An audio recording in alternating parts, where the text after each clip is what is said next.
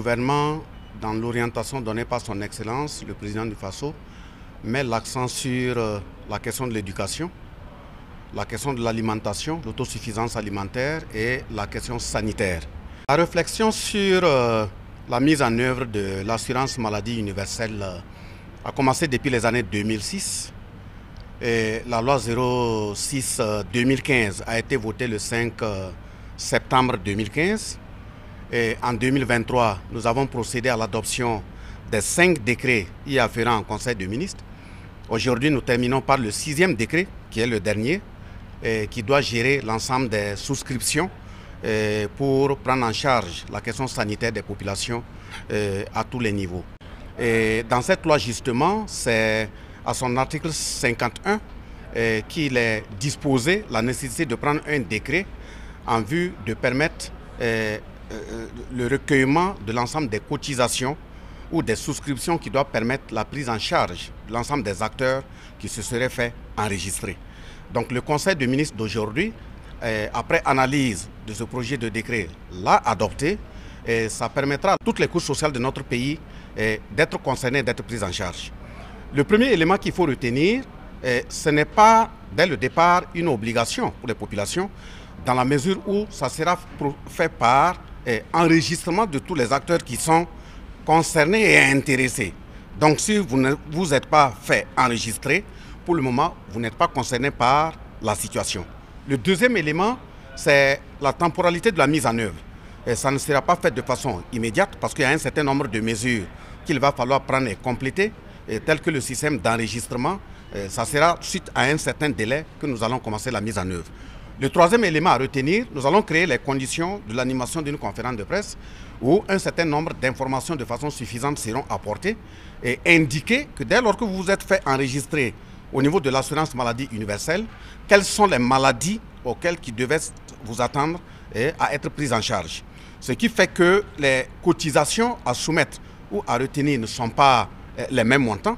Quand je prends les retraités, par exemple, ça sera autour de 2% pour tout retraité qui se fera enregistrer. Au niveau des travailleurs, qu'ils soient du privé ou du public, ça sera 5%. Et les 5%, il y a 2,5% qui sera payé par son employeur. Donc si vous êtes de l'État, c'est l'État qui va s'en charger. Si vous êtes du privé, c'est le patron également qui va s'en charger. Et les 2,5% autres revient à l'acteur lui-même qui se serait fait enregistrer.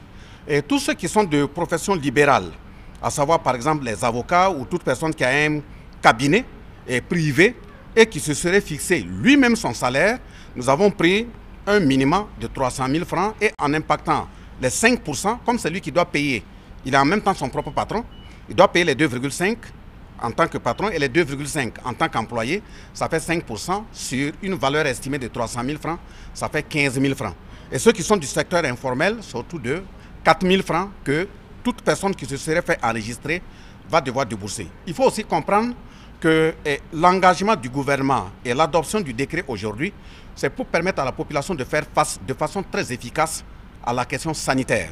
Parce que tous les revenus que nous gagnons, que ce soit par mois ou même au quotidien, la majeure partie des cas passent par les filets de prise en charge sanitaire. Et des moments, ça aboutit également à des situations où véritablement on n'est pas satisfait. Et le dernier élément, c'est de savoir que la mise en œuvre va se faire sur une période tampon. On va se déterminer un certain nombre de délais et vérifier, voir la mise en œuvre, est-ce qu'elle est correctement faite, est-ce qu'il y a des retouches à faire, est-ce qu'il y a des réajustements avant maintenant de procéder au relancement. Donc c'est pour inviter l'ensemble des populations, que vous soyez du privé, que vous soyez du secteur informel, que vous soyez du public, c'est tout simplement demander de mettre la main à la poche afin que votre question de santé soit prise de façon très adéquate. Mais ce n'est pas que l'État se mette de côté.